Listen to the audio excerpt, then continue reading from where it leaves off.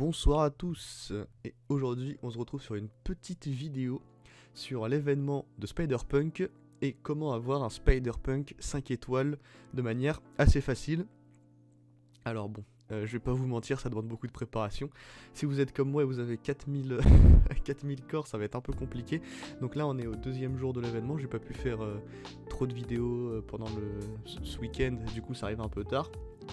Il y a eu notamment mon anniversaire hier, voilà, donc je pouvais pas trop en sortir, en faire, mais mieux vaut tard que jamais, et cette vidéo sera... Je la referai pour chaque événement, mais ce qu'il faut se dire c'est que c'est utile pour tous les événements. Donc déjà, première chose qu'il faudra faire, il faudra bien se classer en arène.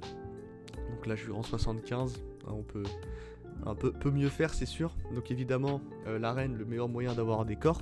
Donc pourquoi les noyaux sont si importants? Car ça va être la seule manière d'avoir un Spider-Punk à 5 étoiles. Évidemment je dis Spider-Punk, mais ça marche pour tous les personnages qui ont un événement de campagne.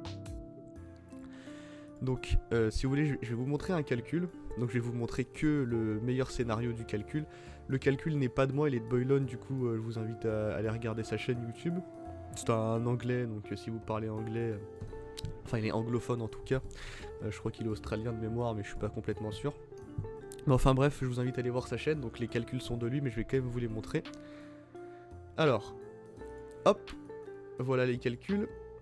Donc comme vous voyez, donc scénario 5, si vous avez du coup 600 corps par jour à mettre, ça fait 9000 sur les 15 jours. Donc vous voyez que moi je suis à 3800, donc ça va être un peu chaud. Donc au total, donc ce qui va nous intéresser, c'est le nombre d'éclats estimé, 342.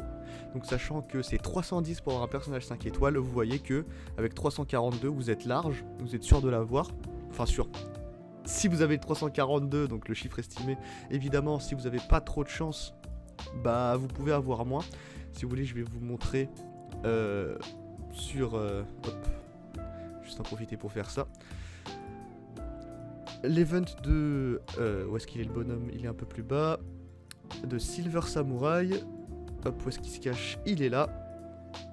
Donc Silver Samurai, vous voyez que là j'ai 296 pardon, sur 55. Donc 296, alors je vais sortir la petite calculatrice vite fait. Hop. 296.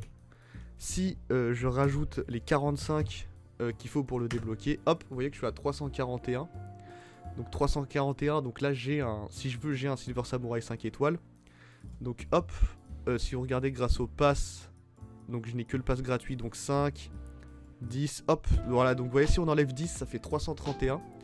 Donc j'ai un Silver Samurai 5 étoiles. J'avais fait, alors Silver Samurai j'avais pas exactement fait 600, j'avais fait un peu moins. Mais vous voyez que donc j'ai assez pour un 5 étoiles. Alors du coup... si vous n'avez pas de quoi mettre 600 noyaux par jour, donc si vous avez pas, si vous êtes à 9000, 8000 noyaux, faites les 600 par jour, peu importe quel personnage c'est. Donc pourquoi c'est intéressant d'avoir un personnage 5 étoiles? 5 étoiles, c'est à peu près le nombre d'étoiles qu'il faut pour qu'il soit vraiment jouable à très haut niveau de raid. Donc j'entends par là Doom 2.3. 5 étoiles c'est vraiment le minimum, en dessous c'est assez short. Je dis pas que c'est impossible, mais c'est short. Et ça permet aussi de 6... permet de débloquer un légendaire, vous l'avez déjà 5 étoiles, vous voyez, le problème ne se posera pas, donc c'est pour ça que c'est intéressant d'aller les chercher à 5 étoiles, ces personnages-là. Donc si vous avez 8000, 9000, mettez les 600, si vous avez 7000, 6000, donc 7000, ça se joue les 600, mais c'est un peu chaud, mais donc je dirais 500, voilà, 500, si vous avez de la chance, vous pouvez facilement l'avoir à 5 étoiles. Si vous avez 5000, entre 4000, 5000 noyaux, 3000, essayez de mettre quand même 400, 500, voilà, donc dans ces eaux-là, faites à peu près avec votre nombre de noyaux, essayez de voir à peu près combien vous pouvez mettre. Moi j'ai commencé l'événement à 4000, donc j'en mets 400 par jour de noyaux. Je pourrais essayer peut-être d'en mettre 500, d'ailleurs vous savez quoi, hop, on va en mettre 500. Et donc la stratégie à faire, donc déjà essayer d'avoir tous les resets évidemment, d'énergie, et ne pas dépasser cette note-là en moyen. Ouais, en moyen, en gros vous faites toutes les notes dures, plus ces 3 notes-là moyennes, allez pas plus loin que celle-là. Si jamais il faut, soit vous gardez de l'énergie pour le jour d'après, soit vous mettez un noyau pour reset la node. Mais voilà, on dépasse pas, hop, on dépasse pas l'autre niveau en moyen. Hop, hop, hop, voilà, on met la petite énergie.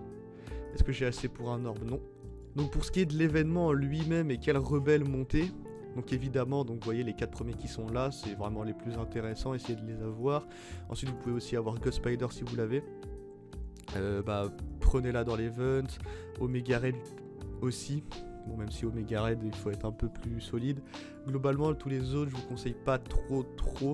La Astonishing X-Men c'est une team qui est intéressante pour le moment, mais voilà, je leur vois pas un bel avenir malheureusement. Donc si vous êtes un nouveau joueur, essayez de prendre ces personnages là. Après si vous êtes un nouveau joueur, Scarlet Spider vous l'avez peut-être pas. Si vous êtes un nouveau, normalement vous n'avez pas trop, mais si vous êtes un nouveau d'il y a quelques mois, vous devrez avoir ces personnages là à prendre, voilà. Donc j'espère que la vidéo vous aura plu, vous aura aidé. Si c'est le cas, n'hésitez pas à le dire. Si vous avez d'autres questions, je réponds à tous les commentaires.